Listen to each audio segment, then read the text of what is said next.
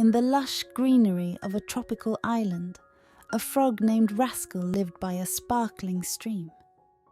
Rascal was known for his playful nature, but he also had a heart full of gratitude. One sunny day, Rascal decided to show his thanks to the island. He started cleaning the stream, making it a better home for all his friends.